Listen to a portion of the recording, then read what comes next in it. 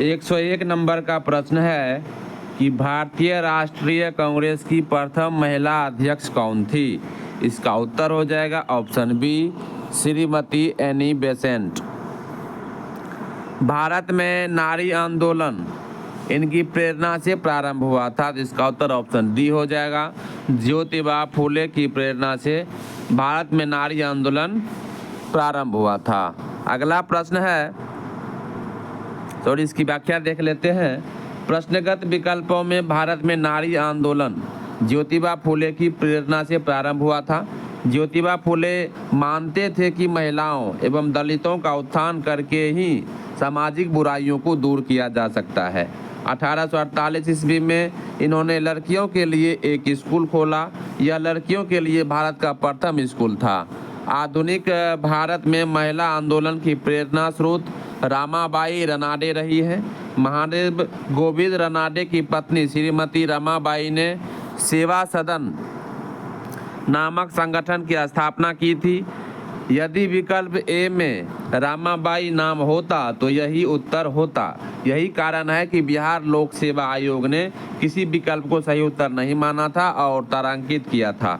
अगला प्रश्न है 103 नंबर का कि प्रार्थना समाज, यंग इंडिया, लोकहितवादी, सत्यशोधक समाज, रहनुमाई मजदेवसन सभा के लिए निम्न विकल्पों में से सही संयोजन पहचानिए।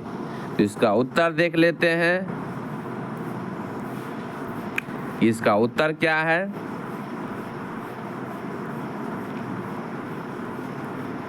इसका उत्तर है ऑप्शन बी। इसका उत्तर है ऑप्शन बी, यानी कि आत्मा राम पांडुरंग, मोहनदास करमचंद गांधी, गोपाल हरि देशमुख, ज्योतिबा फूले, नौरोजी खुर्दोनजी, यह जो है इस किताब के लेखक थे। अब इसकी व्याख्या देख लेते हैं कि प्रार्थना समाज की स्थापना 1867 में बम्बई में आचार्य केशव चंद्र सेन की प्रेरणा से आत्माराम पांडुरंग द्वारा की गई थी। महात्मा गांधी द्वारा प्रारंभ किए गए समाचार पत्र थे इंडियन ओपिनियन, हरिजन, यंग इंडिया तथा नवजीवन। महाराष्ट्र के समाज सुधारक गोपाल हरि देशमुख लोकहितवादी के रूप में प्रख्यात थे। 1873 ईस्वी में सत्यशोधक समाज की स्थापना ज्योतिबा फूले ने की थी।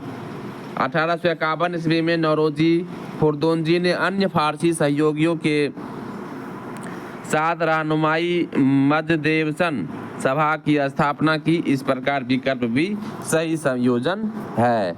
अब 104 नंबर का प्रश्न है कि नाई धोबी बंद सामाजिक बायकाट का एक स्वरूप था जो 1919 में। इसका उत्तर ऑप्शन ए हो जाएगा कि किसानों द्वारा प्रतापगढ़ जिले में चलाया गया था। अगला प्रश्न, सॉरी इसकी व्याख्या देखते हैं कि वर्ष 1919 के अंतिम दिनों में किसानों का संगठित विद्रोह खुलकर सामने आया। प्रतापगढ़ जिले की एक जागीर में नाई धोबी बंद सामाजिक बहिष्कार संगठित कार्रवाई की पहली घटना थी। झिंगुरी सिंह और दुर्गपाल ने इसमें महत्वपूर्ण भूमिका निभाई, लेकिन जल्दी ही आंदोलन में एक नया चेहरा उभरा, बाबा रामचंद्र, जिन्होंने आंदोलन की बागडोर ही नहीं संभाली अपितु उसे और मजबूत एवं जुझारू बनाया।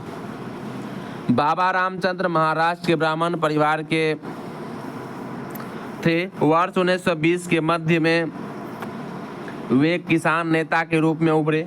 उन्होंने अवध के किसानों को संगठित करना शुरू किया। उनमें संगठन की अद्भुत क्षमता थी। 105 नंबर का प्रश्न है कि पंजाब भूमि हस्तांतरण अधिनियम कब पारित किया गया? इसका उत्तर ऑप्शन सी हो जाएगा 1919 ईस्वी में। पंजाब भूमि हस्तांतरण अधिनियम 1900 ईस्वी में पारित किया गया, जिससे कृषकों की भूमि का गैर कृषकों के पास हस्तांतरित होना समाप्त हो गया था। 106 नंबर का प्रश्न है कि अवध के एका आंदोलन का उद्देश्य क्या था? तो इसका उत्तर हो जाएगा ऑप्शन डी, लगान का नकद में परिवर्तन।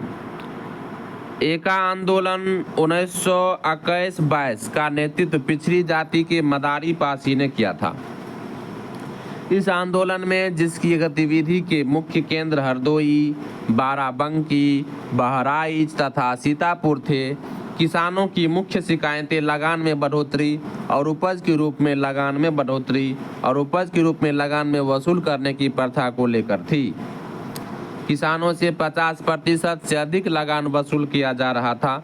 जमींदारों के गुर्गे ठेकेदार किसानों को प्रताड़ित करते थे। एका आंदोलन का राष्ट्रवादियों द्वारा निर्धारित अहिंसक नीतियों में विश्वास कम था।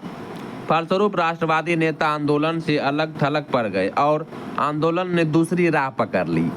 इस आंदोलन में सरकार को लगान देना बंद नहीं किया गया, बल्कि आंदोलनकारियों की प्रमुख मांग थी बढ़ती महंगाई के कारण लगान का नकद में रूपांतरण किया जाए। 107 नंबर का प्रश्न है कि स्वामी सहजानंद का संबंध था ऑप्शन सी बिहार के किसान आंदोलन के साथ। स्वामी सहजानंद ने बिहार प्रांतीय किसान सभा की स्थापना की थी और वे अखिल भारतीय किसान सभा के एक प्रमुख नेता भी थे। उनका संबंध बिहार के किसान आंदोलन से था। इनके कृषि सुधार कार्यक्रम का वास्तविक लक्ष्य जमींदारी प्रथा का उन्मूलन तथा कृषकों को मालिकाना अधिकार दिलाना था। किसानों के प्रति इनकी समर्पित सेवाओं के कारण इन्हें किसान प्राण कहा जाने लगा था। अगला प्रश्न है 108 नंबर का कि स्वामी सहजानंद निम्न में से किससे संबंधित थे? इसका उत्तर ऑप्शन सी हो जाएगा, बिहार में किसान आंदोलन से। 109 नंबर का प्रश्न है कि इनमें से कौन बिहार में किसान आंदोलन के साथ जुड़े थे? इसका उत्तर ऑप्शन ए हो जाएगा, डॉक्टर राजेंद्र प्रसाद, जो भारत के प्रथम राष्ट्रपति बने थे। राजेंद्र प्रसाद बिहार में किसान आंदोलन से जुड़े थे। वे सितंबर 1946 में गठित अंतरिम सरकार में खाद्य एवं कृषि मंत्री थे। ये संविधान सभा के अध्यक्ष थे। संविधान लागू होने के बाद भारत के प्रथम राष्ट्रपति बने थे। अब आगे बढ़ते हैं और अगला प्रश्न है 110 नंबर का प्रश्न है कि सुरक्षा प्रकोष्ठ नीति संबंधित है, तो ऑप्शन ए हो जाएगा, वारेन हेस्टिंग्स से। सुरक्षा प्रकोष्ठ या घेरे की नीति से वारेन हेस्टिंग्स तथा वेलेस्ली संबंधित थे।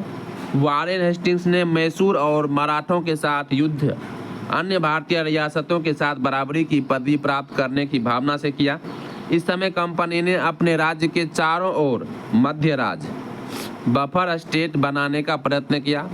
इसका उद्देश्य केवल अपने राज्य की रक्षा करना था, अथवा हम यह भी कह सकते हैं कि अपने पड़ोसी राज्यों की सीमाओं की रक्षा करो ताकि अपनी सीमाएं सुरक्षित रहे। उस समय भय मुख्यतः अफगानों और मराठों से था। इसीलिए कंपनी ने अवध की रक्षा व्यवस्था के कार्य को इस शर्त पर संभाला कि अवध का नवाब उस व्यय का बोझ उठाए, और इस प्रकार अवध की रक्षा ही बंगाल की रक्षा थी। वेलेस्ली के आने से कंपनी के भारतीय रियासतों के साथ संबंधों में परिवर्तन आया। वेलेस्ली का उद्देश्य भारतीय रियासतों का अपनी रक्षार्थ कंपनी पर निर्भर करने पर बाध्य करना था। उसने भारतीय रियासतों को अंग्रेजी राजनीतिक शक्ति की ओर सैनिक रक्षा के घेरे में लाने का प्रयत्न किया। रियासतों के प्रति प्रमुख ब्रिटिश नीतियां निम्नलिखित है। पहला है कंपनी का भारतीय रियासतों से समानता के लिए संघर्ष 1740 से 1765 ईस्वी। दूसरा है सुरक्षा प्रकोष्ठ नीति या घेरे की नीति, जो 1765 से 1813 तक चला था। तीसरा है अधीनस्थ पार्थक्य की नीति, जो 1813 से 1857 ईस्वी तक चला था। चौथा था अधीनस्थ संघ की नीति, जो कि 1858 से 1935 तक चला था। और पांचवा है कि बराबर के संघ की नीति, जो कि 1935 से 1947